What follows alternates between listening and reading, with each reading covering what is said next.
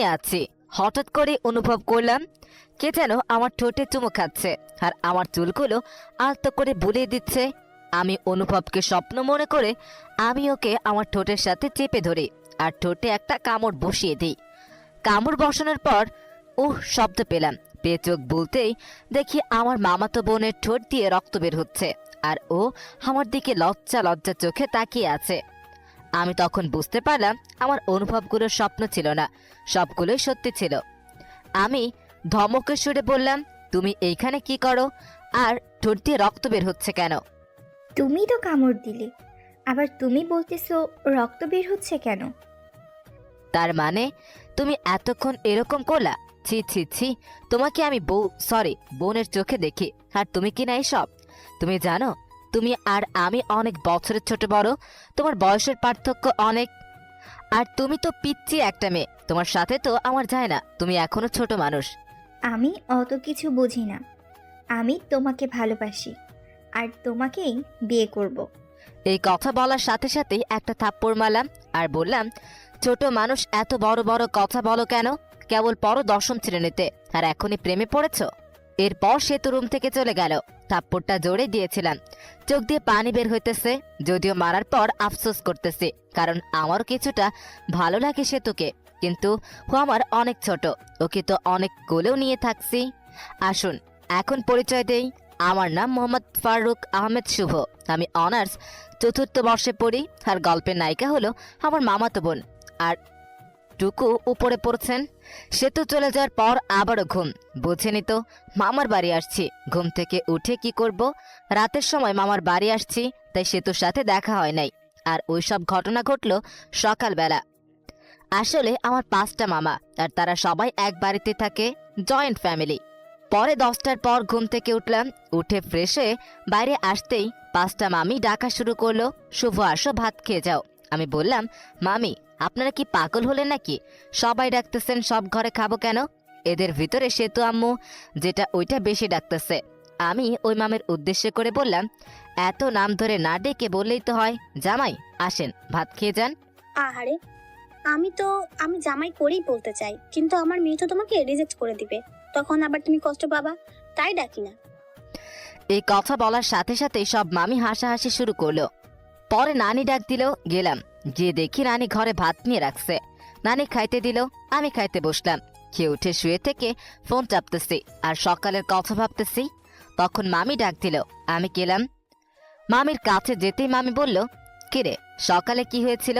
সেতুর চোখে জল নিয়ে বের হলো আর রাগ করি না খেয়ে স্কুলে চলে গেল। কিছু না মামি, ঘুমাইছি অনেক দেরি করে, আর ও যায় ডাক দিছে।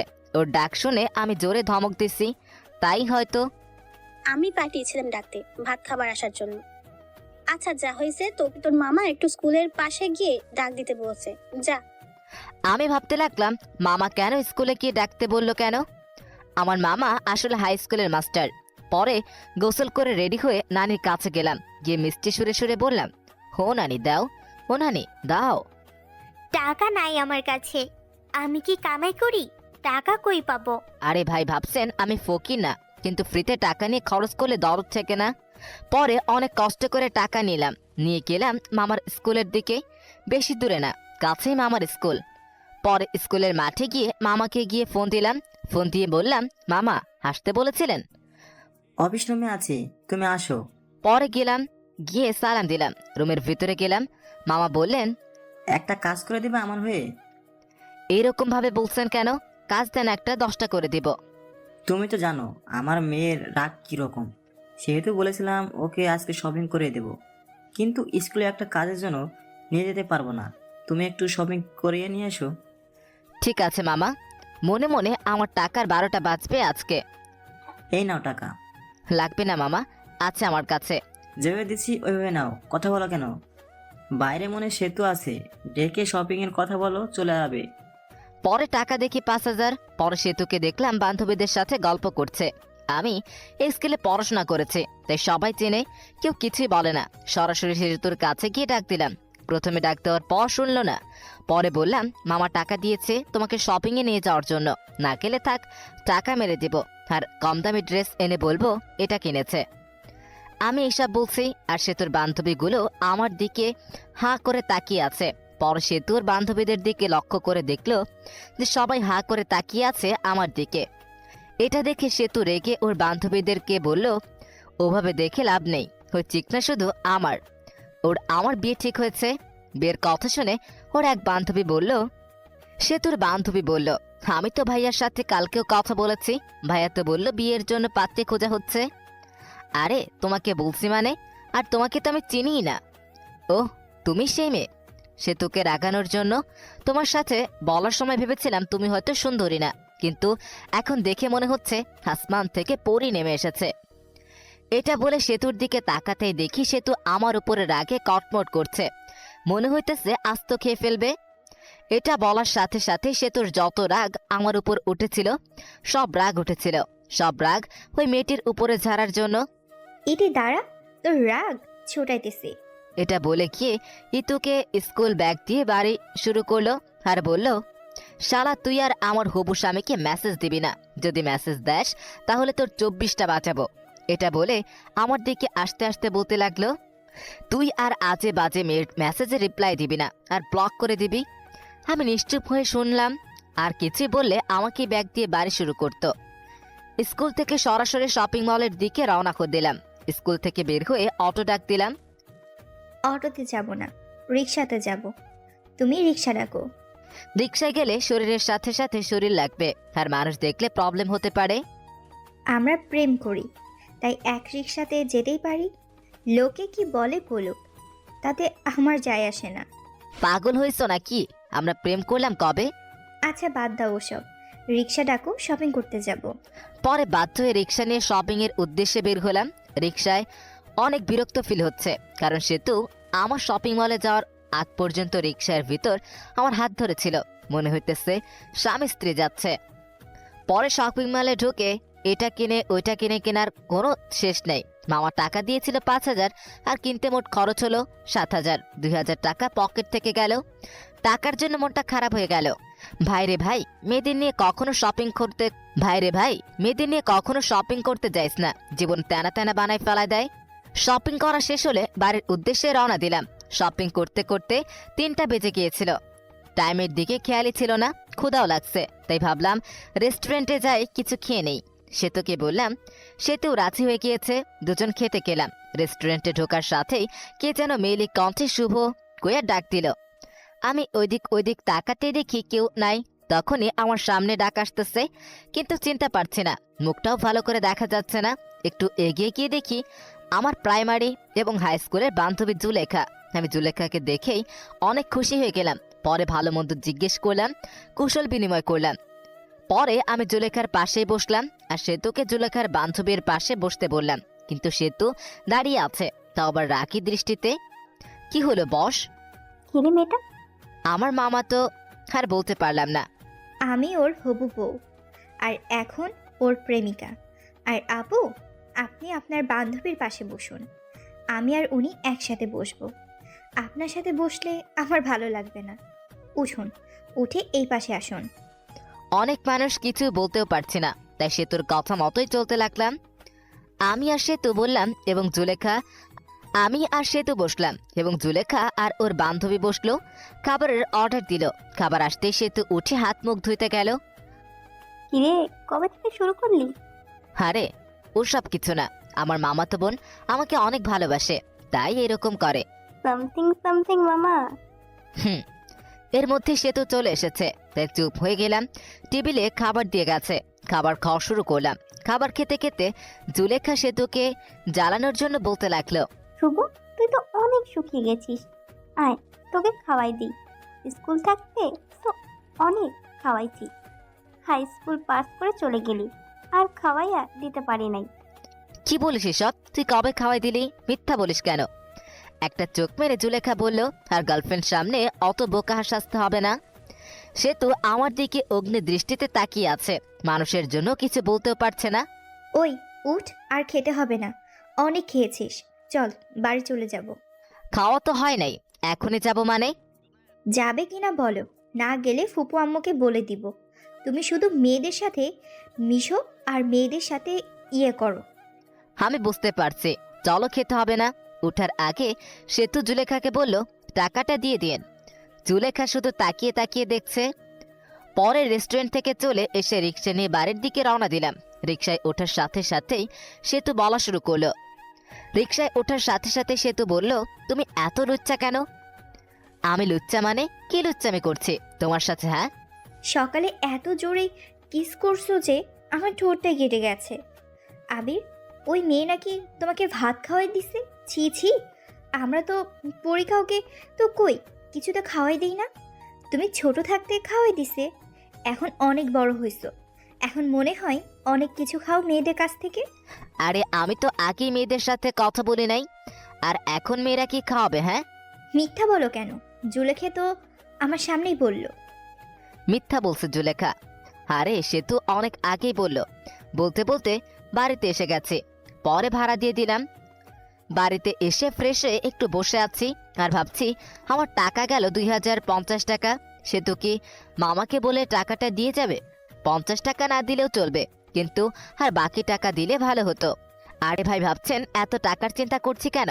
আসলে আমিও মধ্যবিত্ত ফ্যামিলির থেকে বড় হইতেছি, কিন্তু আমার নানা অনেক ধনী ব্যক্তি, সেই সুবাদে মামাদেরও অনেক টাকা। যারা মধ্যবিত্ত ফ্যামিলি থেকে বড় হইতেছেন তারা জানেন মধ্যবিত্তদের টাকাটা কি। মধ্যবিত্ত ছেলেদের 1 টাকাও খরচ করলেও হিসাব করে করতে হয়। এসব ভাবতেছি, তখন এসে বলল, কিরে তোর মন খারাপ নাকি? না নানি, এমনি বসে আছি। এই বলে নানি চলে গেল। তখন সেতু আসলো, বলল, আমু তোমাকে ডাকে। আমি গেলাম, গিয়ে মামিকে ডাকলাম। হো মামি, মামি। রুমের ভিতরে আয়। রুমের ভিতরে যেতেই মামি দেখে টেবিলের উপরে নাস্তা রান্না করে রেখেছে, কাউনের চাউল দিয়ে। মামি ডাকলেন বলে সেতু বলল, তোমার জন্য কাউনের চাউল দিয়ে নাস্তা রান্না করছি, বসে বসে খাও। আমিও খেতে বসলাম। কাউনের চাউলের নাস্তা খেতে অনেক টেস্ট। আপনারা কেউ খাইছেন কাউনের নাস্তা? খাইতে খাইতে বললাম, সেতু খাইছে? না, খাই নাই। কয় মনে হয় গেল ঘুরতে, এসে খাবে বললো। খেয়ে উঠে আমিও মামাতো ভাইয়ের সাথে ঘুরতে গেলাম। যে নানির বাড়ি গেলেই ওই মামাতো ভাইয়ের সাথে ঘুরি। ঘোরাঘুরি করে বাড়ি ফিরে অন্য মামির ঘরে খাবার খেলাম। খেয়ে নানি ঘরে আসলাম, এসে শুয়ে ফোন চাপতেছে। কিছুক্ষণ সময় যাওয়ার পর মামারা সবাই এসে পড়েছে। মামারা সবাই নানির ঘরে এসে গল্প গুজব করে। নানির বয়স হয়ে গেছে আর নানু ভাইও মারা গেছে, তাই আর কি। মামিরাও আসে, সবাই অনেকক্ষণ গল্প করে। ওই দিনও গল্প করতেছি, তখন সেতু এসে বলল, ভাইয়া তোমার ফোনটা দাও তো। মামা মামি সবাই বসে আছে, তাই ফোন দিয়ে দিলাম। কিছুই না বলে আমরা গল্প করতেছি। সেতু তো মোবাইল পেয়ে প্রথমে ঢুকলো মেসেজে। ঢুকে দেখে অনেক মেয়ে মেসেজ দিয়েছে। মেসেজ দেওয়ার অবশ্য কারণ আছে, হোজা বলবো না। এর মধ্যে দেখতে পেল মেয়ে আমি মন্দ না। সেতুর এর আইডি থেকে মেসেজ আসছে, ভাইয়া খাবার খাইছেন? আমি তো আপনার প্রেমে পড়ে গেছি। সেতু সিন করলো, কিন্তু কোনো রিপ্লাই দিল না। মেসেজ সিন করা দেখে আবার মেসেজ দিল, কি হলো ভাই, চুপ থাকা মানে কি?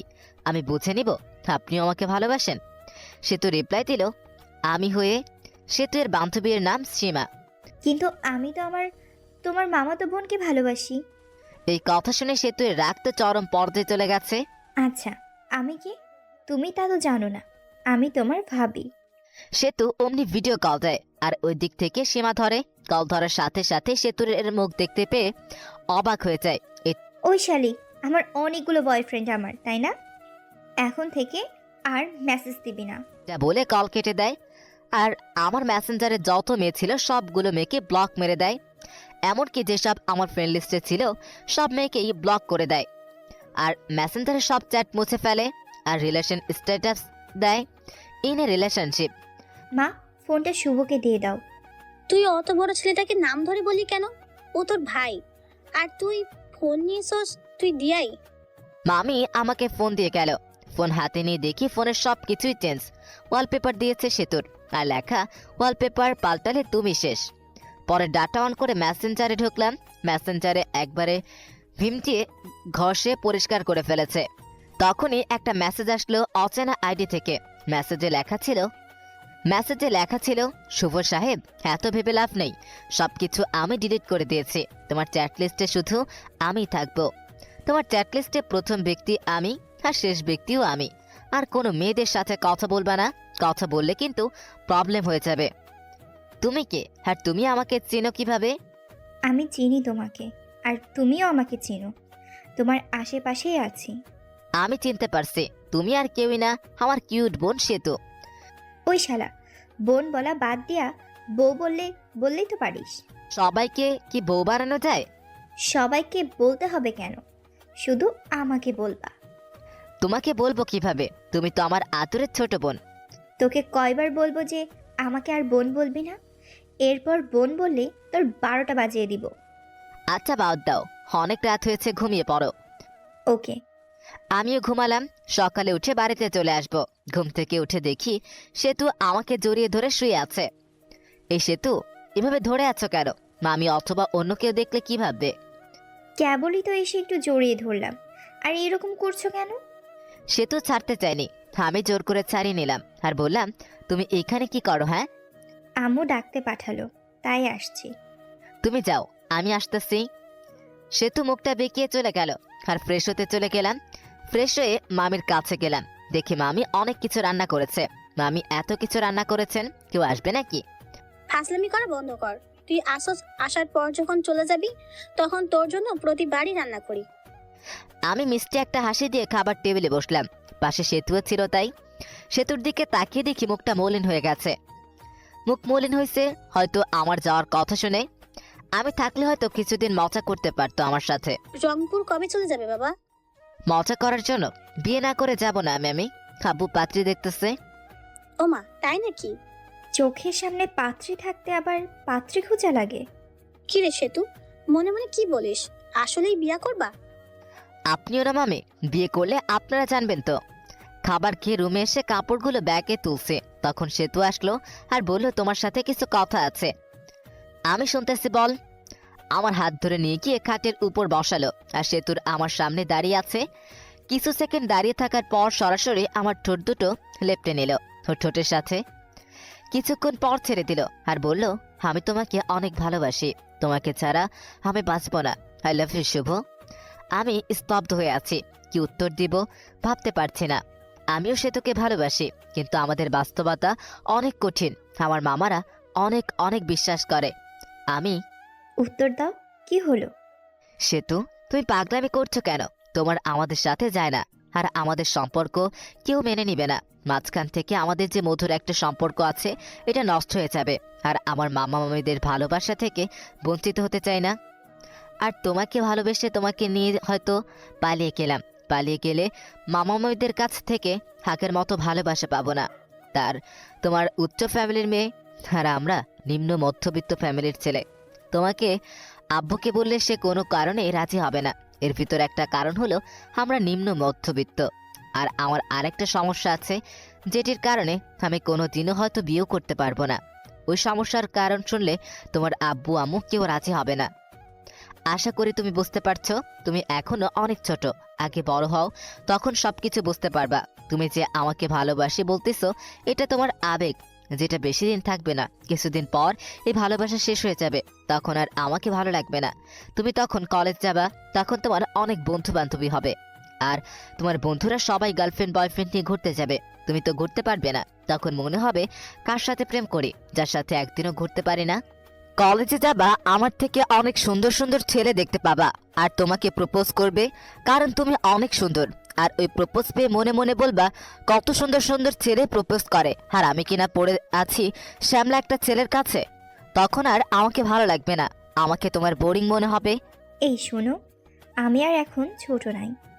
আমি সামনে এসএসসি পরীক্ষা দিব। আর যারা 10ম শ্রেণীতে পড়ে তারা ছোট হয় না। আমি বড় হয়েছি, আর আমি সব কিছুই বুঝি। আর তোমাকে আমি সত্যি ভালোবাসি। এই ভালোবাসা কোনো আবেগ না। আমি তোমাকে 9ম শ্রেণী থেকেই ভালোবাসি। I really love you. এটা কখনো সম্ভব নয়। কেন সম্ভব না বলো? আমার অনেক বড় একটা প্রবলেম আছে। তোমার মতো কত মেয়ে বলল, শুভ তোমার সমস্যা থাকলেও আমি তোমাকে ভালোবাসবো, আর শোনার পর সবাই চলে গেল। আমি যাব না, বলো। আর একটু বড় হও, তখন বলবো। ভালো থেকো। আবার মনে হয় কবে আসি না আসি, দেখা হয় না হয়। এই বলে ঘর থেকে বের হয়ে আসি আর চলে যাই নানির কাছে। সব মামা মামির সাথে দেখা করে বিদায় নিয়ে আসলাম। সেতুকে একবার ভালো করে দেখলাম, দেখি সেতুর চোখে জল এসে পড়েছে। পরে আমি বাড়িতে এসে সেতুর সাথে ঘটনাগুলো সব বলি, শুধু কিসের কথা বাদ দিয়ে।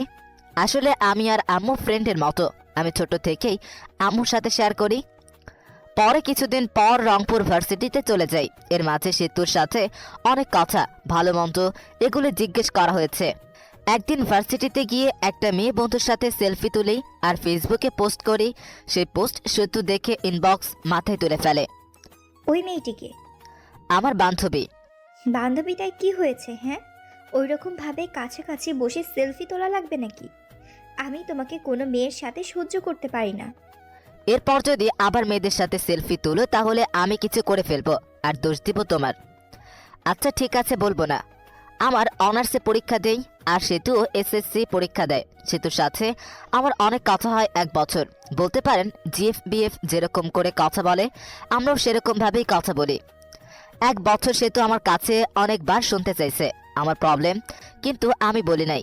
এখন আমি চাকরি খুঁজছি আর সেতু ইন্টারে পড়ে। সেদিন শুধু জিজ্ঞেস করে তোমার সমস্যাটা বলো। আমারও ধৈর্যের বাঁধ ভেঙে যায় আর আমি সেতুকে বলি আমি কোনো দিনও বাবা হতে পারবো না। একটা অ্যাক্সিডেন্টের সমস্যা হয় আর ডাক্তার বলে আমি আর বাবা হতে পারবো না। সেতু শুধু মেসেজ সেন্ড করলো আর হার্ট একটা ইমোজি দিল। পরে অফলাইনে চলে গেল। আমি অবশ্য জানি কেন চলে গেল। আমার যে সমস্যা এটা জেনে কোনো মেয়ে বিয়ে করবে না। আর বিয়ে করবে বা কেন? আমি কোনো দিনও তাকে মা ডাক শোনাতে পারবো না। এই যে সমস্যার কথা বললাম, এখানেও কিছু কারণ আছে। গল্পে থাকুন, জানতে পারবেন। গল্পের ভিতরে টুইস্ট আনতে চাইতেছি। সেদিন সমস্যা বলার পর সে তো 3 দিন অনলাইনে আসে নাই। আমি ওকে মিস করতেছি অনেক। সে তো আমাকে অনেক কেয়ার করত, অনেক শাসন করত। তার দেওয়া মেসেজগুলো মিস করতেছি। 3 দিন পর অনলাইনে আসলো। সেতুর নামের পাশে সবুজ বাতিটা জ্বলে উঠল। আমি একটু মেসেজ দিলাম, কেমন আছো? বাড়ির সবাই কেমন আছে? ভালো। ভালো থেকো। পরে আর মেসেজ দিলাম না। একটু মনে মনে হাসলাম। হায় রে আবেগ, আগে কথা বলতো, এখন আর কথাই বলে না। মেসেজ তো দেয়ই না, আবার বলেছে তোমাকে অনেক ভালোবাসি। সেতু এর ভালোবাসা ছিল আবেগ, আর এই ভালোবাসার সমস্যা এর কথা শুনে জানালা দিয়ে পালালো আর বলতো সমস্যা আছে তাই কি হোমনি ভালোবাসবো। আপনারা ভাবছেন হয়তো আমি কষ্ট পাচ্ছি না।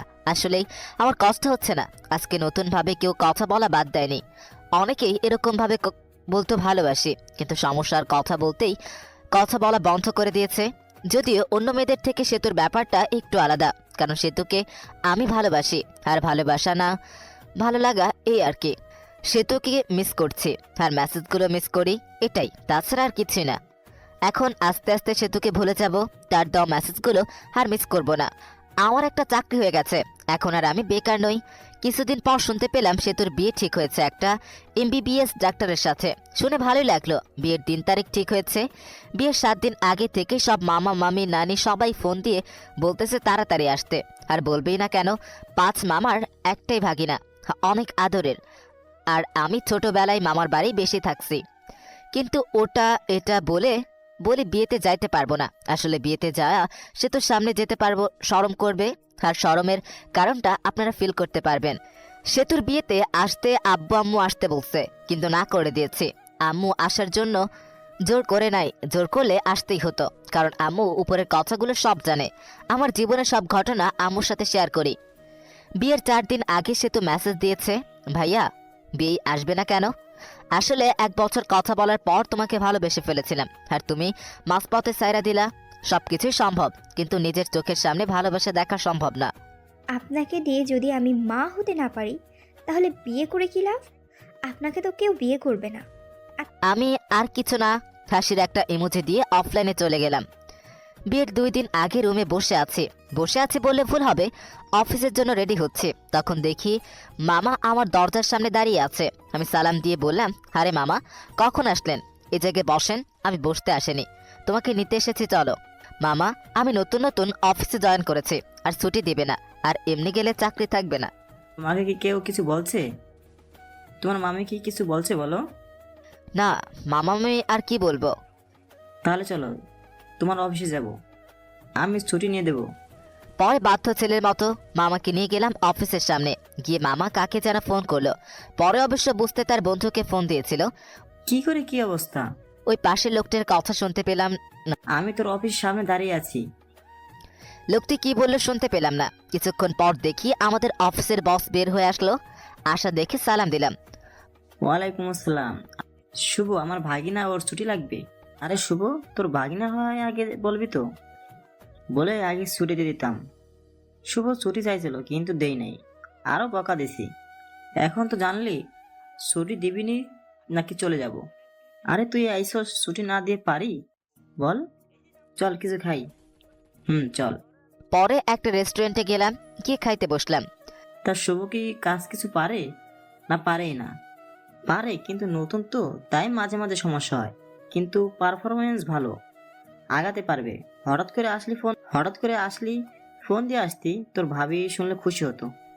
সময় নাই রে, এখানে 2টা কাজের জন্য এসেছি। এক হলো তোর সাথে দেখা করতে আর ভাগিনাকে নিতে। মামা একটা কার্ড বের করে দিল আর বলল, বিয়ের দিন চলে যাইস, আমার মেয়ের বিয়ে, আর কোনো কিন্তু চলবে না, বলে দিলাম।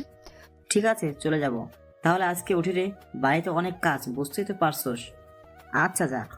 পরে আমরা চলে আসলাম, এসে সরাসরি নানির বাড়ি। নানির বাড়ি অনেক মানুষ, সবাই আমাকে দেখে কাছে আসলো, সবাই কথা বলল। কিছুক্ষণ পর আমার ছোট কিউট বোনটা আসলো আর বলল, আমার জন্য কি নিয়ে আইছো? কিছুই না। ঠিক আছে না, নীলা আম্মুকে চকলেট দেয়গা। পরে ছোট বোন চকলেটটা নিয়ে দৌড় দিল। আমি আম্মুর সাথে কথা বললাম, বলে ফ্রেশ হয়ে কিছু খেয়ে নিলাম। সেতুর সাথে এখনো দেখা হয়নি, অনেক খুশিতে আছে মনে হয়। বিয়ের সব আয়োজন কমপ্লিট করা হলো। বিয়ের দিন আমি যেটা ভাবিনি ওইটাই হয়েছে, বিয়ের দিন যেটা ভাবি নাই ওই কাজটাই হয়েছে। আরে ভাই, যেটা ভাবতেছেন ওইটা হয় নাই। আপনারা ভাবছেন সেতুর সাথে বিয়ে হবে, কিন্তু বিয়ে হবে না। আসলে আমি মেয়েদের উপরে কোনো দিন ক্রাশ খাই নাই, বলতে পারেন কাউকে প্রথম দেখায় ভালোবেসে ফেলেনি। কিন্তু সেতুর বিয়েতে একটা মেয়েকে দেখে, যাকে দেখে পুরাই ফিদা হয়ে যাই, ভালোবেসে ফেলেছি। কিন্তু মেয়েটিকে চিনি না। মামার বাড়ির আত্মীয়দের যতগুলো মেয়ে আছে সবগুলোকেই চিনি, কিন্তু এই মেয়েকে চিনলাম না। অত ভেবে লাভ নাই, শত আগে ভাবে কিভাবে মেয়েটাকে পটানো যায়। যেভাবেই হোক বিয়ের কয়দিনের ভিতর পটাতে হবে, না পটালে হাতছাড়া হয়ে যাবে। যেই ভাবা সেই কাজ। দেখতে পেলাম মেয়েটা একাই বসে আছে। আমি তার কাছে গিয়ে বসলাম। বসে থেকে বুকের বাম পাশে হাত দিয়ে বলতে লাগলাম, আহ, ইস। আপনার কোনো সমস্যা হচ্ছে? ডাক্তারকে ডাক দিতে বলবো? দেখতেই পারছেন বুকের বাম পাশে চিনচিন করছে। ডাক্তারকে ফোন করব। এই ব্যথা ডাক্তার দিয়ে ভালো হবে না। এই ব্যথা ভালো হতে হলে আপনাকে লাগবে গো, আপনাকে। আরে আপনি কি বলেন এসব? আপনি পাগল হয়েছেন নাকি? প্রেম করলে যদি পাগল হতে হয় তাও হব তোমার জন্য। কি বলেন এসব? এটা বলে মেয়েটি চলে গেল। আমিও চলে যাওয়ার দিকে তাকিয়ে রইলাম, ধ্যান ধরে বসে আছি। তখনই মামা বলল, শুভ এই কাজটা করতো। কাজ করতে চলে গেলাম, কিন্তু ওই মেয়েটির মায়াবী চোখ, এলোমেলো চুল, এত সুন্দর চাহনি, মিষ্টি মিষ্টি হাসি, সব মিলিয়ে পুরাই জোস। ভাবতে লাগলাম নামটা কিভাবে শোনা যায়। বাড়িতে যতগুলো লোক আছে তাদেরকে খাবার দিতে হবে, আর আমার দায়িত্ব হলো টেবিল ঘুরে ঘুরে দেখা। টেবিলের উপর সবকিছু রাখা হবে, সব আত্মীয়দের যা কিছু খাবে সব নিয়ে নিয়ে খাবে। ওইটাই দেখা লাগবে কোনো জায়গায় তরকারি শেষ হলো, পানি শেষ হলো, কারো খাইতে প্রবলেম হইতেছে কিনা।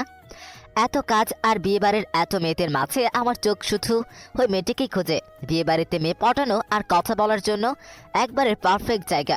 অবশেষে সবাইকে খাইতে দেওয়া হলো। অনেকেই আসলো, কিন্তু ওই মেয়েটিকে আসতেছে না। কিছুক্ষণ পর সেতুর বড় বোনের সাথে আসলো ওই মেয়েটি। পরে খাবার পরিবেশন করা হলো। আমি আসতে সেতুর বড় বোনের নাম রিধি।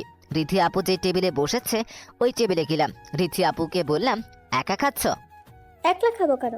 এই যে কত মানুষ আমার পাশে আছে। আচ্ছা, আমাকে সাথে নিয়ে খাইলেও তো হয়। একটা মাংসের টুকরা খাইয়ে দাও। হা কর, খাওয়াই দিতাছি।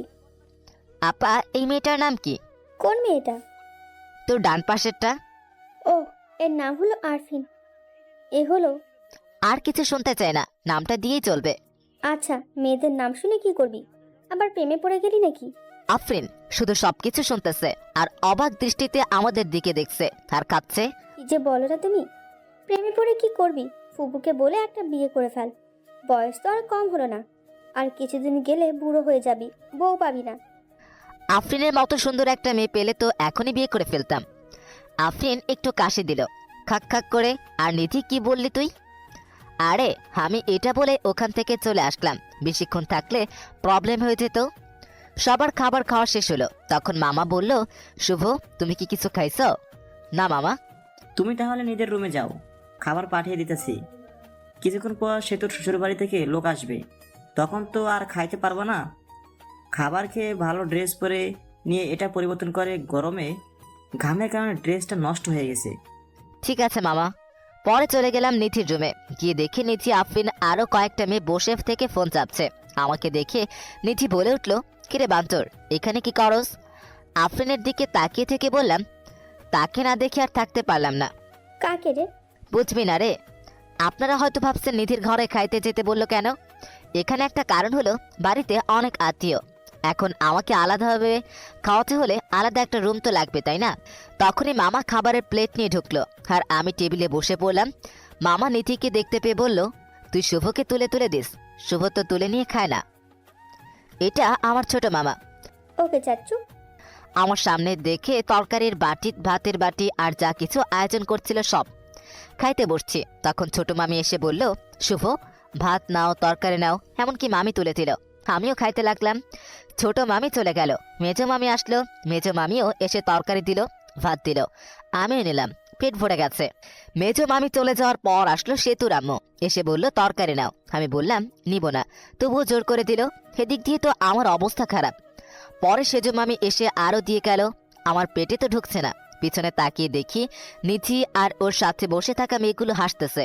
আর কাটা গায়ে নুনের ছেটা দেওয়ার জন্য নিধি এসে বলল, চামচ দিয়ে মাংস প্লেটে দিয়ে বলল, এই নে খা, বেশি করে খা। আমার অনেক রাগ উঠে গেল, মনটাই চাইতেছে ধরে পিটাই। প্লেটে মাংস দিয়ে নিধি পাশের চেয়ারে বসলো আর ওর সাথের মেয়েগুলোকে ডাক দিল। আয়, আমরা সবাই ওর পাশে বসে থাকি, যাতে ও খাওয়া বাদ দিয়ে পালাতে না পারে। ব্যাক্কেল মেয়েগুলো সবাই পাশে এসে বসলো, সাথে আফরিনও। আফরিন মনে মনে বলতেছে, আমাকে অনেক জ্বালাইছস, এখন একটু প্রতিশোধ নেই। আফরিনও মাংস তুলে দিল আর বলল, খাও, খাইলে শরীর ভালো থাকবে। আফরিন এই কথা বলার সাথে সাথে বললাম, ভাবছিলাম খাবো না, কিন্তু এখন খাবো। হাজার হলেও আমার গার্লফ্রেন্ড এত আদর করে দিল, আমি কি না খেয়ে পারি? আফরিন তো রাগে ফায়ার, আর বাকি মেয়েগুলো হাসতেছে। এর মধ্যে নিধির একটা কল আসে আর একটু দূরে যায় কথা বলার জন্য। তখনই আফরিন আবারও মাংস দেয়, রাগ করে, আদর করে দিয়েছে, খা, না খেয়ে উঠতে পারবি না। এবার দেওয়া দেখে রাগ উঠে গেল। এত খাবার খাওয়া যায় নাকি? রাগ ওঠার কারণে মাংসের ঝোল ঠোঁট দিয়ে ভরিয়ে দিলাম আর আফরিনের অপ্রস্তুত অবস্থায় সরাসরি লিপকিস করেই দৌড়। পরে আর আফরিনের সামনেই যায়নি। কিছুক্ষণ পর সেতুর শ্বশুরবাড়ির লোক আসবে, সেজন্য সবকিছু আরো সুন্দর করে সাজানো হলো। কিন্তু যে সময় সেতুর শ্বশুরবাড়ির লোকজন আসার কথা ছিল, ওই সময় পার হয়ে যাচ্ছে, কিন্তু কেউই আসছে না। তখন মামা কল করে ঘটকের কাছে। ঘটক মনে হয় কি বললো তা শুনে মামার চোখে পানি এসে পড়েছে এবং মামা মাথায় হাত দিয়ে বসে পড়ল। পরে আমি আর মামা এগিয়ে গেলাম, কি জিজ্ঞেস করলাম কি হয়েছে। মামা যা বলল তাতে তো আমার হুঁশ উড়ে যাওয়ার মতো অবস্থা। কথা হলো, সেতুর যার সাথে বিয়ে হওয়ার কথা ছিল সে নাকি অন্য মেয়েকে নিয়ে পালিয়ে গেছে। বাকি মামারা ওই মামাকে সান্ত্বনা দেওয়ার জন্য বলল, চিন্তা করিস না, আমরা তো আছি। সেতুর আব্বু উঠে আমার দিকে তাকালো আর বাকি মামারাও আমার দিকে তাকালো। তারপর মামারা কি মনে হয় চোখাচোখি করে চলে গেল আমার বাপের কাছে। আব্বুকে কি যেন বলল, আব্বুও হ্যাঁ হো করলো। পরে আম্মুর কাছে গিয়ে ওই কথাগুলোই বলল। পরে আম্মু আমার কাছে আসলো আর বলল সেতুকে বিয়ে করতে। কিন্তু আম্মু, সেতু তো আমাকে পছন্দ করে না। তখনই আমার মামারা এসে পড়লো আর বলতে লাগলো, শুভ না করিও না, বুঝতেই তো পারছো। পরে আমিও রাজি হয়ে গেলাম। বর্ষে যে গিয়ে মণ্ডপে বসে পড়লাম। বিয়ে পড়ানো শেষ হলো, বরকনে একসাথে করে মিষ্টি করানো হলো। একটু আর চোখে আফরিনকে দেখলাম, দেখি আফরিন মনটা খারাপ করে আছে। হয়তো আফরিনও ভালোবেসে ফেলেছিল আমাকে। যার কপালে যার নাম লেখা থাকে, ঘুরে ফিরে সেই জীবন সঙ্গী হয়। পরে বিদায় নিয়ে চলে আসলাম আমার বাড়ি। আগে ফোন দিয়ে বলা হয়েছে ঘর সাজানোর, তাই ঘর সাজিয়ে রেখেছে। এসে বউ আগে ঢোকানো হলো। কিছুক্ষণ পর আমি গেলাম, দেখি সেতু ঘোমটা দিয়ে বসে আছে। আমি কি একটু কাশি দিলাম, সেতু বসে আছে। কোনো সারা শব্দ না পেয়ে আমি গিয়ে সেতুর ঘোমটাটা তুললাম। তখন সেতু বলল, আপনার লজ্জা করে না হাঁটুর বয়সে মামাতো বোনকে বিয়ে করতে? আমি শক খেয়ে গেলাম। যখন প্রেম করতে চেয়েছিলে তখন এই কথাটা কোথায় ছিল? আর তোমাকে বিয়ে করতে চাইনি, তোমার বাপই বিয়ে করাই দিছে। আচ্ছা বলেন তো, আপনাকে বিয়ে করে লাভটা কি? আর আপনার সাথে থাকা আর কোলবালিশের সাথে থাকা কি একই কথা? আপনি তো কোনোদিন বাবা হতে পারবেন না। আমি কি ইচ্ছে করে এই রোগে আক্রান্ত হয়েছি? আল্লাহ এরকম চাইছে, তাই আমি বাবা হইতে পারবো না। কত স্বপ্ন ছিল ডাক্তার বেটাকে বিয়ে করে 2টা বাচ্চা জন্ম নিব, কত মজা করব। কিন্তু ডাক্তার বেটা অন্য বেটি নিয়ে ভাইগা গেল। কপাল খারাপ আমার। আমার একটা বাচ্চা কিনে নিয়ে আসতে পারবো তো, তাই না? পালা নেওয়া বাচ্চা আর নিজের গর্ভধারণ করা বাচ্চার মধ্যে অনেক পার্থক্য। আর আমি আপনার সাথেই তো থাকবো না, কিছুদিন যাক, ডিভোর্স দিয়ে দিব। ডিভোর্সের কথা শুনে মাথা খারাপ হয়ে গেল। বাসর রাতে ডিভোর্সের কথা শুনতে হইতেছে। কত স্বপ্ন ছিল এই রাত নিয়ে, কিন্তু স্বপ্নগুলো স্বপ্ন রয়ে গেল কপাল। বাসর রাতের কথা চিন্তা করতেছে। সেতুর দিকে তাকিয়ে দেখি সেতু ঘুমিয়ে গেছে। আমিও সেতুর পাশে শুয়ে পড়লাম। সকালে সেতুকে জড়িয়ে ধরে ঘুমিয়ে আছে। আমার ঘুম সেতুর আগেই ভাঙছে, কিন্তু উঠি নাই, কারণ সেতুকে জড়িয়ে ধরে শুয়ে থাকতে ভালোই লাগছে। তখন সেতুর ঘুম ভেঙে গেল, আর সেতু নিজেকে ছাড়ানোর চেষ্টা করছে, কিন্তু পারছে না। পরে সেতু এমন একটা কাজ করলো যে কাজটা আমি ভাবতেই পারি নাই। সেতু আমার কাছ থেকে ছাড়াতে না পেরে গালের ভিতর চিমটি মারলো, আর আমি উফ বলে উঠলাম। গালে হাত দিয়ে দেখি যে জায়গাটায় চিমটি দিয়েছে ওই জায়গায় দিয়ে রক্ত বের হচ্ছে। এটা দেখি মেজাজটা খারাপ হয়ে গেল। লজ্জা করে না আপনার আমাকে জড়িয়ে ধরতে? যত সব ফালতু ছেলে। বউকে জড়িয়ে ধরে ঘুমালেই সব কিছু হয় না, সন্তান জন্ম দেওয়ার ক্ষমতা থাকতে হয়। আমি কি বলবো না বলবো কিছুই খুঁজে পাচ্ছি না। কথা বলার ভাষা হারিয়ে ফেলেছি। একজনের একটা সমস্যা থাকতেই পারে, তাই বলে কথায় কথায় এরকম। কিভাবে বলবো? হ্যাঁ, তাড়াতাড়ি আমাকে ডিভোর্স দিবেন। এটা শুনে আরো মেজাজটা খারাপ হয়ে গেল। পরে মারলাম একটা থাপ্পড়। এত ডিভোর্স ডিভোর্স করস কেন? ডিভোর্স কি খুব ভালো জিনিস নাকি? ডিভোর্স দিলে আমার আমার কিছুই হবে না। আর তোর সাথে ছেলের কথা বলবে, কিন্তু কেউ বিয়ে করার জন্য না, শুধু তোর দেহ লুটার জন্য। এইগুলো বলে আমি চলে আসলাম বাহিরে। বিয়েটা কি রকম হলো তা আপনারা জানেনই, তাই আমাদের বাড়িতে বেশি আয়োজন নেই। আমার ভালো বন্ধু আছে আমার বাড়ির পাশে, ওর নাম রবি। আমি রবিদের বাড়িতে চলে গেলাম। মনটা ভালো ছিল না, তাই game mode do not disturb চালু করে গেম খেলা শুরু করলাম আমি আর রবি। সেতুর এসব কথা বলার পরে সেতুর আরো রাগ করেছে। সেতু ফ্রেশে বাইরে এসে সবার সাথে কথা বলতেছে। আম্মু আব্বু আমাকে খুঁজতেছে, কারণ সকালে একবারেই আমাকে দেখে নাই। 12টার সময় গেম থেকে বের হয়ে দেখি 50টার মতো মিসড কল উঠে আছে। দেখি আম্মুর নাম্বার থেকে কল এসেছে। আব্বু কল দিয়েছে আরেকটা অপরিচিত নাম্বার। আমি রবিদের বাড়ি থেকে বের হয়ে বাড়ির দিকে হাঁটা ধরলাম, আর অপরিচিত নাম্বারটাতে কল ব্যাক করলাম। কল রিসিভ করে, কিন্তু কথা বলে না। কে আপনি? হ্যালো হ্যালো, কিন্তু কথা বলে না। কিছুক্ষণ পরে বলল আমি। আমি বলার পর চিনতে পারলাম সে তো কল দিয়েছে। তারপর কলটা কেটে দিয়েছি। দেখি বাড়ির কাছাকাছি এসে পড়েছে। বাড়িতে ঢোকার পরপরই আব্বু আম্মুর জিজ্ঞেস করলো কই গেছিলা? রবিদের বাড়িতে গেছিলাম। এই কথা বলার সাথে সাথে শুরু হলো বকাবকি। আমি চুপ চুপ সবকিছু শুনে ঘরে গেলাম, কি ফোনটা চার্জে দিলাম। ঘরে সেতু বসে আমাকে দেখে জিজ্ঞেস করলো কই গেছিলেন এত সকালবেলা? কই গেছিলাম তুমি শুনে কি করবা? ফোনটা চার্জে দিয়ে বাইরে এসে পড়লাম। আমাদের বাড়িতে হালকা কিছু আয়োজন করা হয়েছে। সেতুদের বাড়ি থেকে 2-3 জন লোক আসবে আমাদের বাড়িতে। আমি ফ্রেশ হয়ে ঘরে গিয়ে শুয়ে আছি, আর সেতু বসে থেকে ফোন চাপতেছে। ফোন চার্জে, তাই টিপতেও পারছি। সেতুর দিকে তাকিয়ে আছি। ওরকম তাকিয়ে থেকেন না। তখনই একটা ফোন আসলো। দেখি আমার বন্ধুর গার্লফ্রেন্ড এবং আমার ন্যাংটাকালের বান্ধবী ফোন দিয়েছে। নামটা মিথিলা। ফোন চার্জে ছিল, তাই রিসিভ করে স্পিকার বাড়িয়ে দিলাম। কিরে শয়তান, বিয়ে করলি আর একটু কইলি না? তাতে আবার বলি বিয়ে করার সময় তোদের ছাড়া বিয়েই করব না। হঠাৎ করে সবকিছু হয়ে গেছে, রবিকে বলার টাইম পাই নাই। রবি বল, তোর বউ দেখতে একদম বাজে। আমার দেখে রবির হিংসা হয়েছে। ওরটা সুন্দর না তাই? আরো কি শুনলাম? কি শুনলি? শুনলাম রাতে বলে বিলাই মারতে পারস নাই।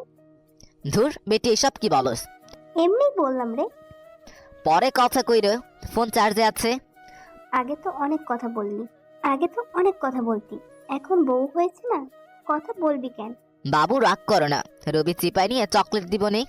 বান্দর বান্দর, চিপাই নিয়ে চকলেট দেবে মানে? রবিকে বল, রবি বলবি নি কিভাবে চিপাই নিয়ে চকলেট দিতে হয়। এই কথা বলে কলটা কেটে দিলাম।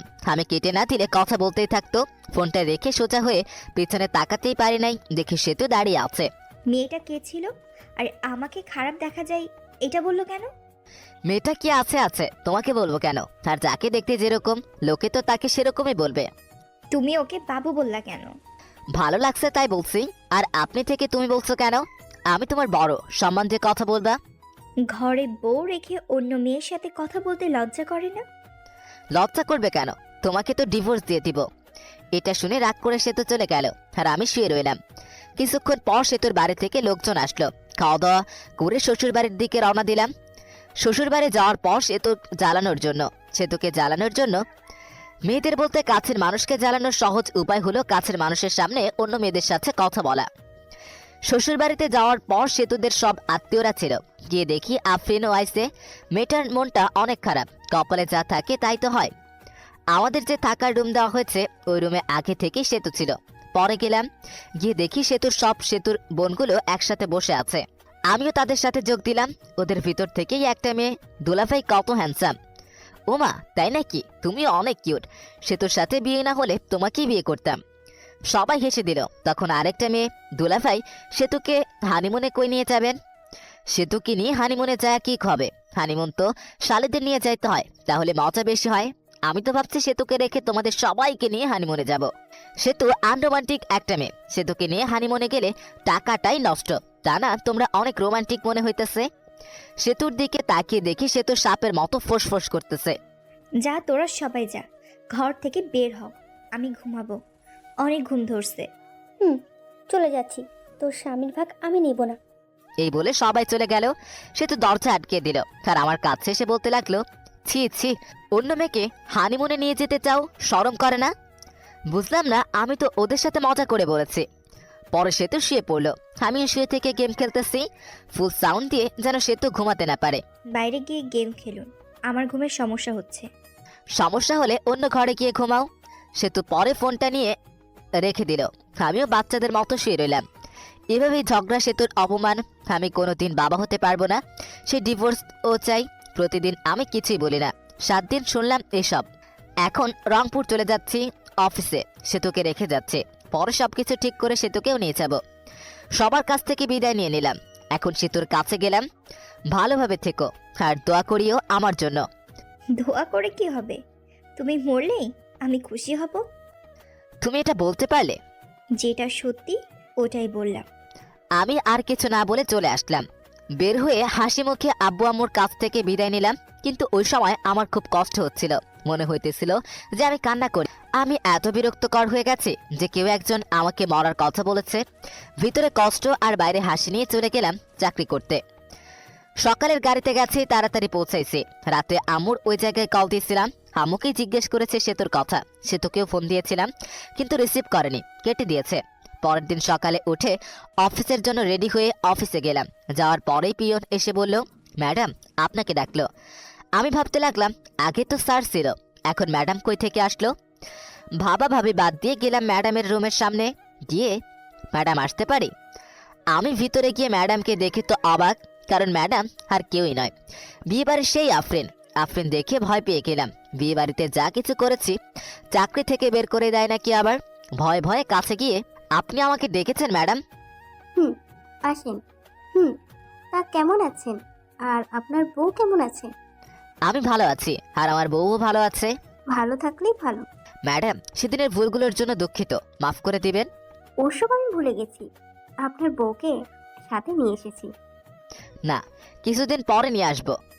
নিয়ে আসলাম আমাদের বাড়িতে। নিয়ে যান সময় করে। আপনি বসের কি হন? আপনার বস আমার বাবা হয়। এমনিতেই আপনার সাথে দেখা এবং অফিসটা ঘুরে দেখতে এসেছি। ম্যাডাম তাহলে আসি, অনেক কাজ করতে হবে। অনেকদিন পর আসলাম, দেখতেই তো পারছেন। এরপর কোনোদিন দেখা হলে ম্যাডাম বলবা না, নাম ধরে বলবা এবং তুমি করে বলবা। জি। পরে আসলাম কেবিনে বসে কাজ করা শুরু করলাম। কাজ শেষ করে ম্যাচের দিকে রওনা দিলাম। আজকে অফিস ছুটির আগেই বের হয়েছে, কারণ হলো একটা বাসা খুঁজে বের করতে হবে। ম্যাচে তো আর বউ নিয়ে থাকা যাবে না। বাসা খুঁজেও পেলাম, বাসা ঠিক করে ম্যাচে ফিরলাম। পরের দিন বাসায় শিফট করব। পরে বাসায় শিফট হলাম। এখন বাসা থেকে অফিসে যাওয়া আসা করি। আমি রংপুর এসেছি 7 দিন হয়ে গেছে। এই 7 দিনে সেতুকে কল মেসেজ দিয়েছি, কিন্তু কোনো রিপ্লাই পাইনি। একদিন সেতু আব্বু আম্মু এবং সেতুর আব্বু আম্মু সবাই একখানে বসে থেকে গল্প করছিল। তখন সেতু সবাইকে একটা প্রশ্ন করে। আম্মু, ওর কি কোনোদিন বড়সড় অ্যাক্সিডেন্ট হয়েছিল? না, শুভ খুব সাবধানে চলাচল করে। সবাই নাই করলো, কারণ আমার তো অ্যাক্সিডেন্ট হয়নি। কিন্তু ও তো বলল ওর একটা বড় অ্যাক্সিডেন্ট হয়েছিল, তারপর থেকে ও বাবা হওয়ার ক্ষমতা হারিয়ে ফেলেছে। তোমার সাথে মজা করার জন্য বলেছে এসব। ও তো কোনো ডাক্তার দেখানোর জন্য হাসপাতালেও যায়নি। আমি তো অনেক বড় ভুল করে ফেলেছি। আমি তো শুভর কথা বিশ্বাস করে শুভর সাথে অনেক খারাপ ব্যবহার করেছি। শুভের কাছ থেকে ক্ষমা চেয়ে নিও, তাই হব। পরে সেতু ওইখান থেকে চলে আসে আর ঘরে এসে ভাবতে লাগে পুরনো কথাগুলো। এখন শুভকে কিভাবে পটানো যায় সেটাই ভাবতে হবে। শুভকে জানানো যাবে না যে আমি এসব জানি। শুভকে যখন আমি ভালোবাসির কথা বলেছিলাম, ও তখন বলেছিল এটা আবেগ। আমি তো কত কিছু বলেছিলাম, তারপর তো আমি কত খারাপ ব্যবহার করলাম।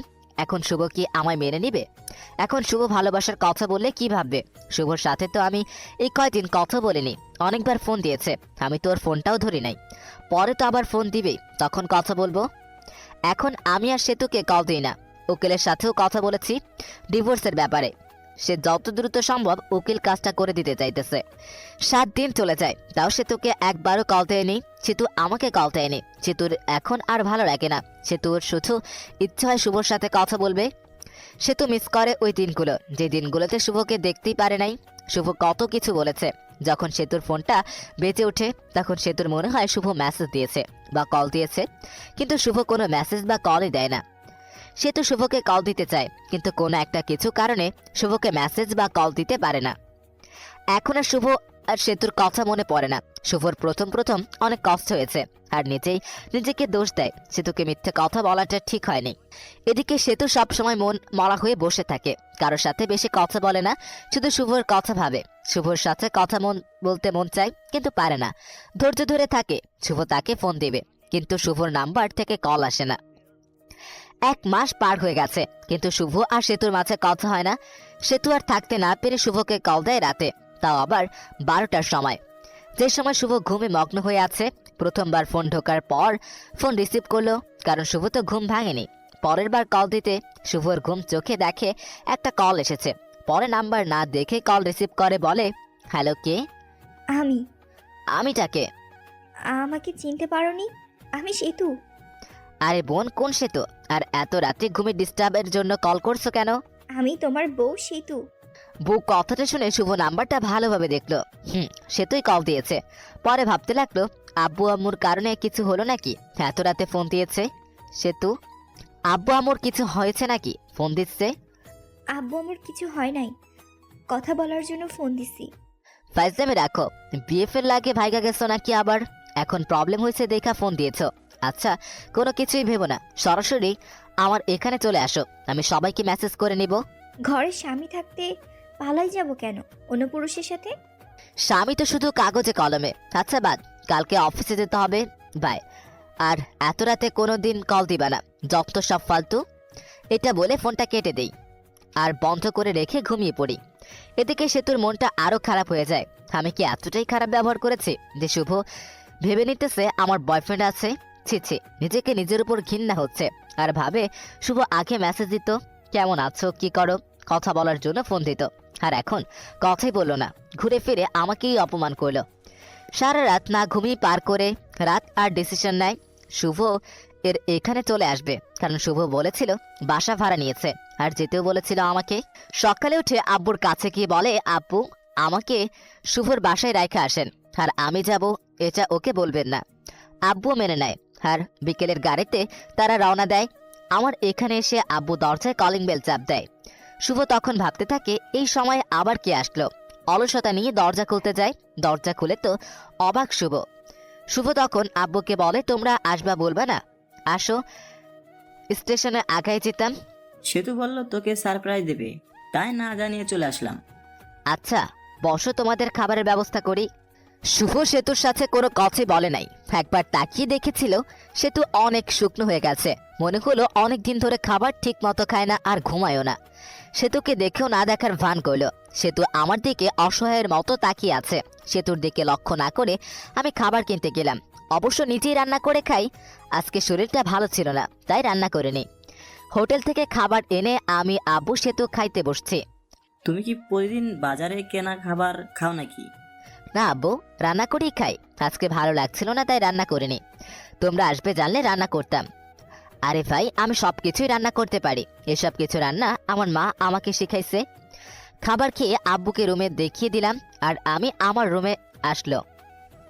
সেতু আগে থেকেই আমার রুমে গিয়ে বসে আছে। আমার রুমটা অনেক সুন্দর করে সাজিয়ে রেখেছি। রুমটা এমনভাবে সাজিয়েছি যেটা লিখে প্রকাশ করতে পারছি না। ঘরে গিয়ে দেখি সেতু বিছানায় শুয়ে কার সাথে যেন ফোনে কথা বলছে। কথা বলা দেখে জিজ্ঞেস করলাম, বিএফের সাথে কথা বলো নাকি? তখন সেতু ফোনটা রেখে, আচ্ছা, তোমার সমস্যাটা কি বলো তো? সেই দিন এই বিএফের কথা, আবার আজকেও বলতেছো বিএফের কথা। আমি অতটাও খারাপ না যে ঘরের স্বামী রেখে অন্য কারোর সাথে প্রেম করব। পরবর্তীতে এরকম কথা বলবেন না। স্বামী তো শুধু কাগজে কলমে, কিছুদিন পর তো ডিভোর্স হয়ে যাবে। ডিভোর্সের পর পটাতে হবে, তাতে সময় লাগবে। ডিভোর্সের পর যেন তাড়াতাড়ি বিয়ে করতে পারো সেজন্যই হয়তো আগেই পটিয়ে রাখছো। আর হ্যাঁ, তোমার জন্য একটা খুশির খবর আছে। আমি উকিলের সাথে কথা বলেছি, কিছুদিন পরই ডিভোর্স পেপার দিয়ে দিবে। তখন আর আমার মুখ দেখতে হবে না। ডিভোর্সের কথা শুনে সেতুর মুখটা শুকিয়ে গেছে আর সেতুর চোখের জল এসে পড়েছে। ওদিকে লক্ষ্য না রেখে বললাম, শুয়ে পড়ো, রাত অনেক হয়েছে। সেতু চুপচাপ অন্য দিক হয়ে শুয়ে পড়ল। আমিও কোলবালিশটা জড়িয়ে ধরে ঘুমিয়ে পড়লাম। সকালে ঘুম থেকে উঠে দেখে সেতু আমাকে জড়িয়ে ধরে ঘুমিয়ে আছে। জড়িয়ে ধরে আছে দেখে সেতুকে ধমক দিয়ে বললাম, আমাকে জড়িয়ে ধরে আছো কেন? আমাকে জড়িয়ে ধরে থাকতে পারো না? কারণ আমার সন্তান জন্ম দেওয়ার ক্ষমতা। এটা বলে ওয়াশরুমে চলে গেলাম। পরে সেতু রান্না করলো, আমি বসে থেকে ফোন চাপলাম। খাবার খেয়ে আমি অফিসের জন্য বের হলাম আর আব্বু বলল চলে যাবে, তাই তাকে গাড়িতে উঠাই দিতে বাস স্টেশনে গেলাম। আব্বুকে গাড়িতে তুলে দিয়ে আমি অফিসে চলে গেলাম। অফিসে যাইতে দেরি হয়েছে। অফিসে গিয়ে ডেস্কে গিয়ে বসতে বসতেই পিয়ন এসে বলে গেল, ম্যাডাম যাইতে বলছে। ম্যাডাম অনেক দিন পর আসলো। পরে গেলাম, গিয়ে নাম ধরে ডাক দিলাম, আফরিন কেমন আছো? ভালো। তুমি কেমন আছো? আর অফিসে আসতে দেরি করলা কেন? আব্বু সেতুকে রাখতে এসেছিল, আমি আব্বুকে গাড়িতে তুলে দিয়ে আসলাম, সেই জন্য দেরি হলো। ও, তোমার বউ এসেছে? কালকে আমার জন্মদিন, এর জন্য আসছিলাম তোমাকে দাওয়াত দিতে। তো সেতুকে নিয়ে চলে যাবা আমাদের বাড়িতে। না গেলে কিন্তু আমি কেক কাটবো না, বলে দিলাম। না, যেটা সত্যি ওটাই বললাম। ঠিক আছে, যাও। আমি তাহলে কাজ আছে। পরে এসে কাজ করতে লাগলাম। কাজ করা শেষ করে দুপুর টাইম হয়েছে, তখন ফোনটা বেজে উঠল। ফোনটা হাতে নিয়ে দেখি সে তো কল দিয়েছে। রিসিভ করার ইচ্ছা না থাকা সত্ত্বেও কলটা রিসিভ করলাম। হ্যালো, কে? আমি। ফোন দিয়েছো কেন? দুপুরে খাবার খাইছো? খাইলে কি আর না খাইলে কি? আবার অনেক কিছু। তোমার সাথে কথা বলার সময় নেই, এটা বলে ফোন কেটে দিলাম। আপনারা ভাবছেন সেতুর সাথে এরকম ভাবে কথা বলছি কেন? সেতু যেদিন আমাকে মরে যাওয়ার কথা বলেছে সেদিন থেকে সেতু আমার মন থেকে উঠে গেছে। মন থেকে একবার উঠে গেলে ওই মনে ওই মানুষটিকে বসানো যায় না। দুপুরের খাবার খেয়ে আবারও কাজ করা শুরু করলাম। কাজ শেষ করে বাড়িতে গেলাম। যাওয়ার পর সেতুকে বললাম, আমি কিছু কেনাকাটা করে যাব, তোমার কি কিছু লাগবে? আমি একটা নতুন ড্রেস কিনবো। আমি ফ্রেশ হয়ে আসতে আসতে তুমিও রেডি হও। আমি ফ্রেশ হয়ে এসে দেখি সেতু সুন্দর করে সেজে বসে আছে। সেতুকে ঠিক হলুদ পরীর মতো লাগছে। সেতুর দিকে হা করে তাকিয়ে আছে। সেতু বলল, ওইরকম করে তাকিয়ে থাকলে আমি ক্ষয় হয়ে যাব। পরে আমার হুঁশ ফিরল। আমিও রেডি হয়ে বাইরে এসে রিক্সার জন্য দাঁড়িয়ে আছি। তখন একটা রিক্সা থেকে ভার্সিটির ভালো একটা বান্ধবী নেমে এসে জড়িয়ে ধরে বলল, দোস্ত কি খবর, কেমন আছিস? তোর তো খোঁজ খবরই পাওয়া যায় না। এরকম ভাবে কেউ জড়িয়ে ধরে নাকি? মানুষ দেখলে কি ভাববে? সেতুর দিকে তাকিয়ে দেখি সেতু তো পুরোই আগুনের মতো গরম হয়ে আছে। এর মধ্যে সেতু বলে উঠল, এই ফালতুমি এইভাবে জড়িয়ে ধরে আসছে কেন? শুভ, কে রে এই মেয়ে? এ হলো। আমি হলাম ওর বিয়ে করাবো। তুই বিয়ে করলি কবে? আমাকে একটু জানালিও না। আপনারা জানাই কি হবে? ওর থেকে 2 ফিট দূরে গিয়ে দাঁড়ান। শুভ, ভাবি এরকম করে কথা বলছে কেন? ওর একটু রাগ বেশি তো, পরে তোর সাথে কথা বলি রে। পরে বান্ধবী চলে গেল। ওই মেয়েটারা আপনাকে জড়িয়ে ধরলো কেন? ছি ছি, আপনার লজ্জা করে না? ঘরে বউ রেখে অন্য একটা মেয়ের সাথে এসব করতে? না জানি কত মেয়ের সাথে এরকম করেন। এখন আর তোমার একান্ত ব্যাপার নাই। কারণ তোমারও বউ আছে, আর বউটা হলাম আমি। তুমি তো আমাকে স্বামী হিসেবে মানোই না। কিছুক্ষণ চুপ থাকলো সেতু। আমি আচ্ছা, আমাকে মাফ করে দাও। আগের ব্যবহারের জন্য দুঃখিত। আমাদের বাচ্চা না হলেও আমরা একটা বাচ্চা কিনে নিয়ে আসবো। ভাবতে লাগলাম সেতু এসব বলতেছে কেন। আগে তো খারাপ ব্যবহার করতো না, ও জেনে ফেলেছে আমি ওর কাছে মিথ্যা বলেছি। কি ভাবো? মার্কেটে চলে আসছি, চলো শপিং করি। পরে কিছু কেনাকাটা করলাম আর আফরিনের জন্য একটা গিফট কিনলাম। সেতুর জামা কাপড় কিনলো। কিনে বাসায় এসে আমাদের রাখা জিনিসগুলো রেখে সরাসরি চলে গেলাম আফরিনদের বাড়ি। গিয়ে দেখি অনেক সুন্দর করে সাজানো। যদিও জন্মদিন পালন করার আমার পছন্দ করি না। আমরা বাড়ির ভিতরে ঢুকতেই আঙ্কেল আন্টি আফরিন আমাদের দেখে খুশি হয়ে গেছে। সেতুকে দেখে আরো বেশি খুশি হয়েছে। সেতু আফরিনের সাথে চলে গেল আর আমি একা একা বসে আছি, কারণ আমার পরিচিত কেউই নাই। বসে থেকে গল্প লিখতেছিলাম। অবসর সময় পেলেই গল্প লিখি। তখনই একটা মেয়ে এসে বলল, আপনি শুভ ভাইয়া না? আমি শুভ। আপনাকে চিনতে পারলাম না। মনে মনে আমি তো অনেক মেয়ের সাথে কথা বলি, এটা আবার কে? আমি আপনার একজন গল্প পাঠক। আপনার সাথে অনেক কথা হয়েছে মেসেজে। আপনার গল্পগুলো অনেক সুন্দর। আমি তো আপনার প্রেমে পড়ে গেছি। আমার প্রেমে মানে? আসলে আপনার গল্পের প্রেমে পড়ে গেছি। এখন তো তুমি পিচ্ছি মামাতো বোন গল্প লিখতেছো। এই গল্পটাও অনেক অনেক সুন্দর। শুক্রিয়া। আপনার আমি কি সাথে কোনো একটা সেলফি ভিআইপি ব্যক্তি নাকি যে সেলফি তুলতে হবে? তুলতে হবে।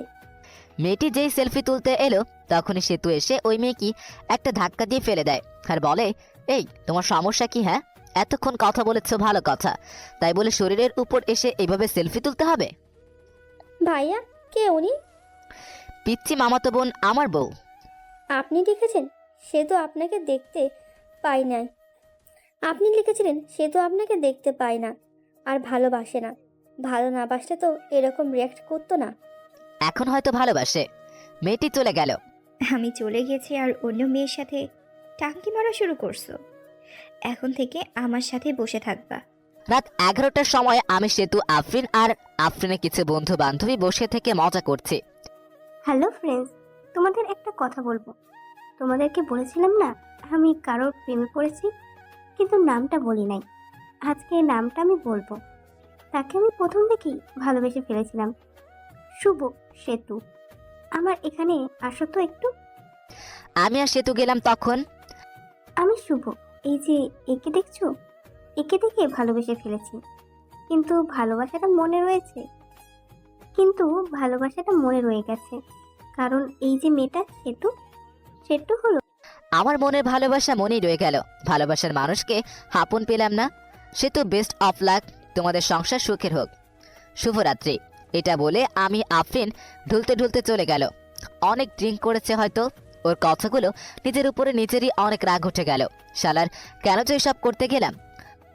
চলো বাড়ি চলে যাব। পরে আমরাও চলে আসি আর ভাবতে লাগি সেতু কি সত্যি আমাকে ভালোবাসে? যদি ভালো না বাসতো তাহলে তো মেয়েদের সাথে কথা বলার সময় জেলাসি ফিল করতো না। ভাবতে ভাবতে বাসায় চলে আসি। পরের দিন অফিস বন্ধ ছিল। আমার মাথায় একটা কথা ঘুরপাক খাচ্ছে, সেতু কি সত্যি ভালোবাসে আমাকে? পরের দিন অফিস বন্ধ থাকায় সেতু বলে, চলো একটু ঘুরে আসি। সেতু বলে, চলো একটু ঘুরে আসি। তুমি তো আমাকে নিয়ে একটু ঘুরতে চাও না। আমিও রাজি হয়ে গেলাম, ঘুরতে যাই। সেতুর সাথে ঘুরতে ভালোই লাগছিল। সেতুকে ফুচকা খাওয়াই দিছি। আরো অনেক অনেক রোমান্টিক ভাবে দিনটা পার করলাম। 2 দিন কেটে গিয়েছে, কিন্তু সেতুর সাথে খারাপ ব্যবহার করিনি এবং বরং রোমান্টিক ভাবে দিনগুলো পার করেছে। হঠাৎ করেই একদিন অফিস থেকে তাড়াতাড়ি চলে আসি, কারণ বাড়িতে এসে ফ্রেশ হয়ে আবার কোম্পানির কাজের জন্য বাইরে যাব। দরজা এসে ধাক্কা দিতেই দরজা খুলে গেল। ঘরে ঢুকে দেখি সেতু মনে হয় কারোর সাথে কথা বলছে, মিষ্টি মিষ্টি হেসে। কথা শোনার জন্য কোনো রকম শব্দ না করে ওর কাছে গেলাম। জানিস, শুভ তো মনে হয় আমাকে মেনে নিয়েছে। শুভ জানে না যে আমি ওর মিথ্যা কথা ধরে ফেলেছি। আমি জানি ওর কোনো সমস্যা নেই। আমি এই কথা শুনে বুঝতে পারলাম ও সবকিছু জেনে ফেলেছে, যে আমি সন্তান জন্ম দিতে পারবো না এটা মিথ্যা কথা। আমি নতুন একটা আইডিয়া বের করলাম, কারণ সেতু আমাকে এখনো ফুলফিল ভাবে ভালোবাসেনি। কোনো শব্দ না করে একটু পিছিয়ে এসে সেতুকে ডাক দিলাম। সেতু ফোনটা কেটে দিয়ে আমাকে জিজ্ঞেস করলো, তুমি এত তাড়াতাড়ি আসছো? আসাতে সমস্যা হয়েছে? না, সমস্যা হবে কেন? আমি আরও খুশি হয়েছি তোমার সাথে বেশি সময় কাটাতে পারবো। এসব বলতে বলতে সেতু এসে আমাকে জড়িয়ে ধরলো, জড়িয়ে ধরে ঠোঁটে একটা শুকনো চুমু দিল। আমি সেতুকে ছাড়িয়ে ফ্রেশ হতে চলে গেলাম। ফ্রেশ হয়ে এসে দেখি সেতু টেবিলে খাবার সাজিয়ে রেখেছে। খাইতে বসলাম। সেতুকে বললাম, তুমি খাইছো? না, চলো একসাথে খাই। নিজের হাত দিয়ে খাইতে ইচ্ছে করছে না। আসো আমি খাইয়ে দিই। সেতু খুশি হয়ে গেল। খাবার খেতে সেতুকে জিজ্ঞেস করলাম, আচ্ছা সেতু, তুমি তো এখন সত্যি ভালোবাসো আমাকে, তাই না? হুম, অনেক ভালোবাসি। এই যে আমি বাবা হতে পারবো না, এটা যখন তোমার রিলেটিভরা জানবে, তখন তোমাকে অনেক কিছু বলতে পারে। তখন কি তুমি আমাকে ছেড়ে দিয়ে চলে যাবে? লোকে কি বলো, তাতে আমার কিচ্ছু যায় আসে না। আমি তোমাকে কখনোই ছেড়ে যাব না। আমি দীর্ঘ একটা নিঃশ্বাস নিলাম। কথা বলার মাঝে খাবার খাওয়া শেষ। খাবার খাওয়া শেষ হওয়ার পর রেডি হয়ে সেতুকে একটা চুমু দিয়ে কাজের জন্য বের হলাম। বাড়ি থেকে বের হয়ে একটা বন্ধুর সাথে দেখা করলাম। ওই বন্ধুর বড় ভাই ডাক্তার, আর তাকে দিয়ে একটা মিথ্যা রিপোর্ট বানাবো। পরে ওই বন্ধুকে সবকিছু খুলে বলি, আর বলি তোর ভাবির ভালোবাসা পরীক্ষা করার জন্যই একটা ফেক রিপোর্ট বের করতে হবে। রিপোর্টটা হলো আমি যে বাবা হতে পারবো না এটার রিপোর্ট। বন্ধু প্রথমে রাজি হয়নি, পরে অনেক জোরাজোরিতে রাজি হয়েছে। পরে সবকিছু বুঝিয়ে দিয়ে চলে গেলাম আমার কাছ থেকে আসলাম। আর আসার সময় সেতুর জন্য আইসক্রিম আর ফুচকা নিয়ে আসলাম, যা দেখে সেতু অনেক খুশি হয়ে গেল। প্রতিদিন অফিস থেকে আসার সময় সেতুর জন্য কিছু না কিছু নিয়েই আসি। এটা দেখে সেতু দেখিয়ে অনেক খুশি হতো আর আমাকে একটা কিস করতো। 7 দিন যাওয়ার পর রিপোর্ট বের করে। পরে আমি আমার বন্ধুকে বলি, এটা বাড়িতে গিয়ে দিয়ে আসবি যখন আমি অফিসে থাকবো। বন্ধু তাই করে। আমি অফিসে থাকাকালীন বন্ধু আমার বাড়িতে যায় আর রিপোর্টটা দেয়। আর সেতু রিপোর্টটা নিয়ে পড়তে থাকে। পড়ে দেখে শুভ কোনো দিন বাবা হতে পারবে না। ওখানে সব লেখা আছে, আর কারণও লেখা আছে। সেতুর মনটা তখন খারাপ হয়ে যায়। কি করবে সে বুঝতে পারে না। শুভর সাথে করবে না করবে কিছুই বুঝতে পারে না। শুভর সাথে থাকার সময় ওগুলোর কথা ভাবতে থাকে। এসব ভাবতে ভাবতেই কোন দিক দিয়ে সময় পার হয়ে সেতু জানে না। আর আমিও অফিস থেকে চলে আসি আর সেতুর জন্য ফুচকা নিয়ে আসি। বাড়িতে এসে দেখি সেতু মনটা খারাপ করে বসে আছে। আমি সেতুকে ডাক দিয়ে আর বলি, সেতু কি মন খারাপ? তোমার কি তোমার আব্বু আম্মুর কথা মনে পড়ছে? সেতু কোনো কথা না বলে রিপোর্টের কাগজটা আমার হাতে দিল। আমি কাগজটা হাতে নিয়ে বললাম, এসব তো তুমি জানোই। তাহলে তোমার মা বাবাকে জিজ্ঞেস করার পর তোমার মা বাবা তাহলে বললো কেন যে তুমি মিথ্যা কথা বলছো, যে তুমি বাবা হতে পারবে না? কারণ আম্মু জানে না।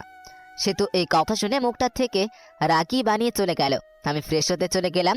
ফ্রেশ হয়ে এসে কিছু খেয়ে নিলাম। সেতুর সাথে কথা বলার চেষ্টা করতেছি, কিন্তু সেতু দরজা খুলছে না। পরে আমি বাইরে বসে থেকে ভিডিও দেখছি। ভিডিও দেখতে দেখতে সন্ধ্যা হয়ে গেল। তখন সেতু ঘর থেকে বের হলো না। এখন বুঝতে পারলাম সেতু কেন মন খারাপ করে বসে আছে। আমিও ভাবতে থাকলাম, সেতু কি তাহলে আসলেই আমাকে ভালোবাসেনি? সেতু এতদিন কি তাহলে মিথ্যা ভালোবাসতো আমাকে? সেতু তো ঘর থেকেই বের হচ্ছে না। সন্ধ্যার রান্নাটা মনে হয় আমারই করতে হবে, তাই রান্না করতে গেলাম। রান্না করায় প্রায় শেষ। তখনই ঠান্ডা পানি মনে গরম পানিতে হাত দিচ্ছি, আর হাতটা গেল পুড়ে। পরে ও মাগো বলে চিৎকার দিয়ে উঠি, কিন্তু আফসোস ধরার মতো কেউ নেই। পরে নিচেই হাত ধরে ঠান্ডা পানিতে কিছুক্ষণ ডুবিয়ে রাখলাম। এরপর ডাক্তারের কাছে গিয়ে হাতটা মেডিসিন লাগিয়ে নিয়ে আসলাম। হাত একবার চলে গিয়েছে, দেখতে অনেক বিশ্রী হয়ে গেছে। রান্নার কাজ শেষ করে সেতুকে ডাক দিলাম। বললাম, সেতু দুপুরের খাবার খাওনি, এখন রাতের খাবারটা খেয়ে নাও, তা না হলে শরীর খারাপ করবে। তুমি হয়তো আমাকে মেনে নিতে পারছো না, ঠিক আছে? আমার ডিভোর্স পেপার রেডি আছে, তোমাকে দিয়ে দিব, তোমাকে মুক্তি দিয়ে দিব। আসো, তাও খেয়ে নাও। পর সেতু বের হলো। আমার হাতটা সেতুকে দেখায়নি। পর সেতু চুপচাপ খেয়ে নিল। আমি আর খেতে পারলাম না, কারণ গুনে গুনে আমার ডান হাতটাই পড়েছে। হাতের কষ্টের থেকে মনের কষ্টটা অনেক বড়। সেতুকে অনেকটা ভালোবেসে ফেলেছিলাম। হাত পোড়ার কারণে হাতের জ্বালা পোড়া করছে, আবার মনটাও ভালো নেই। সেতুর সাথে কাটানোর সময়ের কথাগুলো ভাবছি, কত সুন্দর ছিল দিনগুলো। এসব ভাবতে ভাবতে চোখে জল এসে গেছে। মনে হইতেছে চিৎকার করে কাঁদি। ঘুম ধরছে না, এমনিতে হাত জ্বলতেছে, আবার ক্ষুধাও লাগছে। রাত 12টা বেজে গেছে। বসে থেকে কান্না করতেছি। কষ্ট আর সহ্য হইতেছে না, অনেক কষ্ট হইতেছে, যেটা হয়তো লিখে প্রকাশ করতে পারবো না। চোখ দিয়ে জল থামছেই না। তখনই কাছে কারো হাতের ছোঁয়া পেলাম। পিছনে তাকিয়ে দেখি সেতু দাঁড়িয়ে আছে, চোখের জলটা মুছে। হে কি, তুমি এখানে কি করো এত রাতে? আপনি কি করেন? আমার ভালো লাগছে না, তাই আমি বসে আছি। আমার ভালো লাগছে না, তাই আমিও বসে থাকতে এলাম। তোমার আবার ভালো লাগবে না কেন? তোমার ভালো লাগার কারণে তোমাকে ছেড়ে দিতেছে। ডিভোর্স পেপার তো রেডিই আছে, কালকে সকালে নিয়ে আসবো। মন খারাপ করো না তাও। মেয়েদের সাথে ফষ্টি নষ্টি করতে না পারে বলে আমাকে ডিস্টার্ব করবে, তাই না? এসব কি বলো? তুমিও বললা ডিভোর্স দিতে। সে তো আমার কলার ধরে বলল, ওই আমি কখন ডিভোর্স চাইলাম বল? আমি তো চুপচাপ ছিলাম। আমি বাবা হতে পারবো না শুনে তুমি মন খারাপ করে ঘরে দরজা দিয়ে বসেছিলে। তো এটা বোঝায় যে আমি তোমার সাথে থাকতে চাই না, ডিভোর্স চাই। আরেকবার ডিভোর্সের কথা, মেয়েদের সাথে ফষ্টি নষ্টি করতে পারো না বলে আমাকে ডিভোর্স দিবে, তাই না? আরেকবার ডিভোর্সের কথা বললে ঘাড়টা মটকে দিব বলে দিলাম। আসলে আমি সরি, আমার ভুল হয়েছে। আমিও তোমাকে ছাড়া থাকতে পারবো না। আমি তোমার সাথে কাটানো সময়গুলোর কথা ভাবলাম। তুমি আমাকে কতটা কেয়ার করো ওইটা ভাবলাম। বাচ্চা হবে না তা তো কি হয়েছে, আমরা বাচ্চা একটা কিনে নিয়ে আসবো। সত্যি তুমি আমাকে ছেড়ে যাবে না? মরার আগ পর্যন্ত যাব না। আজকের ব্যবহারের জন্য আমি ক্ষমা প্রার্থী। আমরাই তো। সেতুকে আমাকে জড়িয়ে ধরে আছে, আমিও ধরছি। রোমান্টিক ওয়েদার আমাদের মাঝে। সেতু শরীরের সাথে একটু ডান হাতটা লাগলেই উফ বলে উঠল। কি হয়েছে তোমার? আমি তখন সেতুকে হাতটা দেখালাম। সেতু তো চমকে উঠল। এরকম হলো কেমনে? আজকে রান্না করার সময় এরকম হয়েছে। আমি আসলে সরি, আমার সন্ধ্যার সময় এরকম ভাবে থাকাটা উচিত হয় নাই। তোমার অনেক কষ্ট হচ্ছে, তাই না? তাহলে তুমি তো ভাতও খাও নাই, তাই না? সেতুর চোখ জলে এসে গেছে। পরে সেতু প্লেটে ভাত নিয়ে এসে আমাকে খাইয়ে দিল। আমি খাইতেছি আর মাঝে মাঝে হাতে কামড় দেই। খাবার খাওয়া শেষ করে আমার বুকের উপর সেতু শুয়ে আছে। আমি সেতুর মাথায় হাত বুলিয়ে দিচ্ছি। পরে দুজনেই ঘুমিয়ে পড়ি। এখন থেকে শুরু হলো রোমান্টিক সংসার। হঠাৎ করেই একদিন সেতু মাথা ঘুরে পড়ে যায় আর আমি ডাক্তারখানায় নিয়ে যাই। ডাক্তার বলে খুশির খবর, আপনি বাবা হতে চলেছেন। এটা শুনে আমি অনেক খুশি হয়ে সেতুকে বলতেই সেতু মুখটা গুমরা বানিয়ে বলে, আমার পেটে বাচ্চা আসলো কিভাবে? তুমি তো বলেছিলে বাবা হতে পারবে না, আর রিপোর্টও লেখা ছিল। ওহ, ওইসব ছিল সাজানো নাটক। ওই রিপোর্ট ছিল সাজানো। তুমি আম্মুর কাছ থেকে জানছিলা। আমার কোনো সমস্যা নাই, এটা আমি জানতে পারি। আর আমি তোমার ভালোবাসা কতটুকু সত্যি এটা জানার জন্য এসব করেছে। তুমি ভালো না, তুমি অনেক পচা। রাগ করো না লক্ষ্মী সোনা, একটু হাসো প্লিজ। সেতু একটা মিষ্টি হাসি দেয়। এই খবর বাড়িতে পৌঁছালে সেতুকে সবাই বাড়িতে আনতে চায়, কিন্তু সেতু বাড়িতে আসবে বলে দেয়। আমাকে ছাড়া বলে সেতু আর ভালো লাগে না। আমার একটা ছেলে সন্তান হয়, আর দেখতে একেবারেই ওর মায়ের থেকেও সুন্দর। আমি ছেলেকে দেখে ভাবতে লাগলাম আমার চেহারা ততটা ভালো না, তাই যত মেয়ের পিছে ঘুরেছে। আর ছেলের চেহারা তো মাশাআল্লাহ অনেক সুন্দর। না, মেয়েরা আমার ছেলের জন্য কি না কি করে বসে।